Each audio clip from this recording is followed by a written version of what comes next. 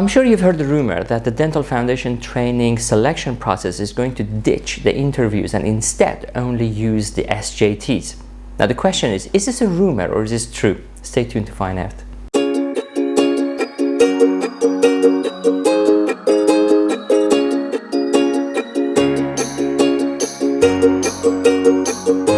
Hello ladies and gentlemen, my name is Reza Rutsari. I'm the Director of Undergrad Education at the School of Dentistry, University of Manchester, and thanks a lot for joining me on another episode of Manchester Molars. Now first of all, I owe you an apology because I missed last week's Manchester Molar. What happened was simply my MacBook Pro died, and while that is being repaired, I ended up buying this little Windows Dell laptop. It's a great laptop. The only problem is I think you get so used to Retina display on Apple products that now going back to an LCD monitor is just an absolute nightmare. So either it's my eyes or I just see everything really red on this LCD. So I'm hoping the Manchester Molar is coming out in proper colors and not just random colors. We will see what it turns out in a few minutes. Now, in the past several years, our students have been extremely successful in what is known as service learning. If you don't know what it is, how about we give Dr. Joanne Conliffe a quick Zoom call and see what she's got to tell us about. Hi Jo, how are you doing? I'm really good, thank you. Now, so first of all, welcome to Manchester Molars. Thank you. And second, I heard that you're doing a lot in service learning. So would you like to tell our audience what service learning is, please? Yeah, sure. It's a very simple concept. It's about merging education with community service. So it's about students going out into the communities and actually learning themselves.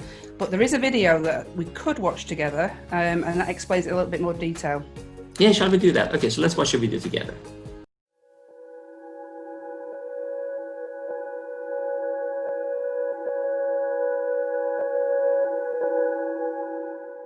Service learning is a teaching and learning approach that integrates community service with academic studies to enrich learning, to teach civic responsibilities and strengthen communities.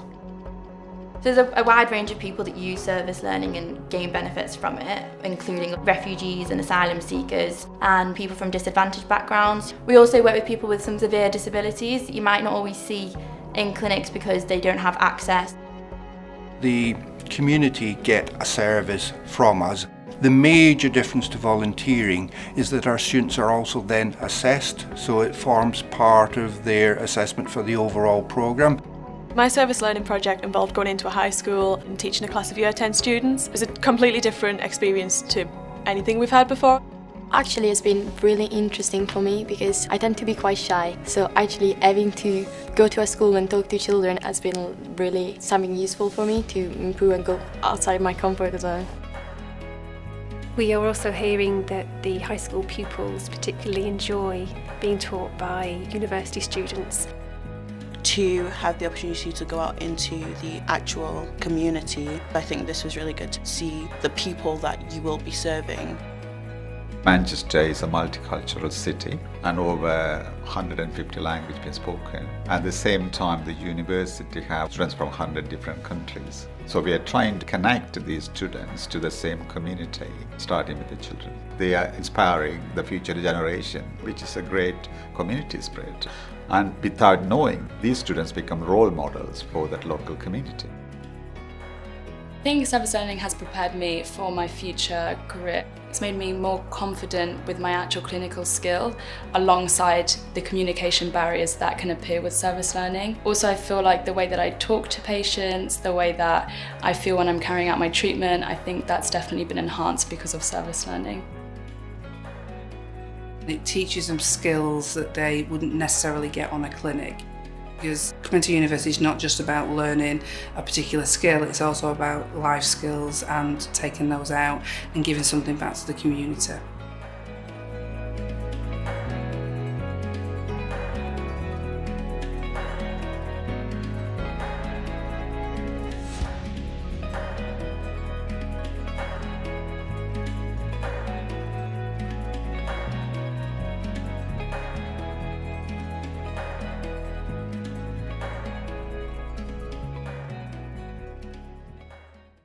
So Joe, that was fantastic. Very, very well done for all the effort you guys are putting in. So could you tell us, first of all, where is this concept coming from?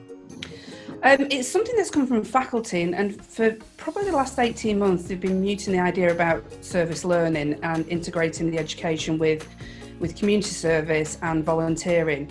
And obviously with the work that I've been doing with the asylum seekers and the LGBT community, it kind of lends very, very well to the students actually providing this. And obviously you can see from the video that the pharmacy students have also been doing similar things.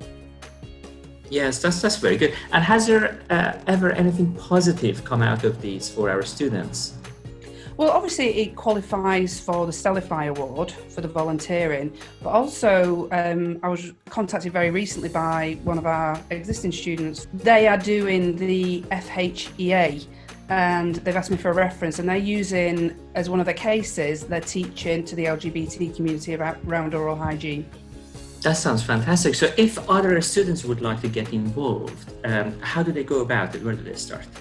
Well, they go through the volunteering hub. So going forward, obviously, when things are a little bit more normal and we can do more face-to-face, those opportunities will be advertised on the volunteering hub, and they can actually put their name down to actually volunteer to do that kind of work. It usually happens about every 6 weeks for the asylum seekers, but I don't know what we're going to be doing post-COVID, but it will happen in some way. It could be virtual, it could be face-to-face, but it will continue. Of course, but that's very helpful. Very well done to you guys and your group for doing such an amazing job. And thank you very much for coming on Manchester Molars. Okay, take care. Bye. You too. See you later. Bye-bye. Bye-bye. Right, so I'm sure you've heard about the rumor that there may not be any interviews for the Dental Foundation selection process this coming year. So how about we give Dr. O'Connor and Professor Qualtrough a quick Zoom call to see what they've got to tell us about this. Hi Alison, hi Damien, how are you both? Very good, thank you. Yes, you? Very well, thank you. Thank you for asking. Now, first of all, very welcome to Manchester Molars. I know that lots of our current year 4 going to year 5 are quite keen to find out about this very recent email they received from BDA. So Damien, may I please start with you? So there's this rumor that there are not going to be any interviews for the DF Foundation process, and instead it's going to be just the SJT. So have you got anything to update us on, please?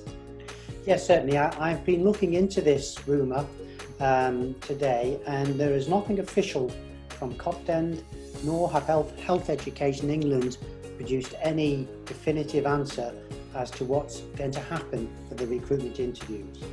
Now, whilst that may be the case, whilst it may turn out that there are only situational judgment tests, nothing has been decided at this moment in time. In view of this, I have arranged for Health Education Northwest to come and speak to the 4th year students next Wednesday morning, when we will receive the definitive answer as to exactly what is happening with the recruitment process this year. Okay, that's very reassuring to know. So all we know at this stage is none of this is based on absolute truths. There has been potentially just nothing but rumors, but we will definitely know by next Wednesday. Is that correct? That is correct, yes. Okay, perfect. So Alison, may I just quickly go to you if that's okay? I know you and Damien have been very busy in the past few weeks trying to pretty much finalize your program for going forward for the year 4 going to year 5. So could you just tell us a little bit about what your plans are and how things are going, please? Well, I think we spent a lot of time, and in conjunction with Dr. Shupak and Dr. Lai, in developing a skills update course, revision and update really, to help the returning New Year 5 students. So they'll have a series of 10 weeks, 2 sessions a week, and we've planned the programme. So they'll be tailored, there'll be small group teaching, and each will have a preceding Zoom session outside the classroom.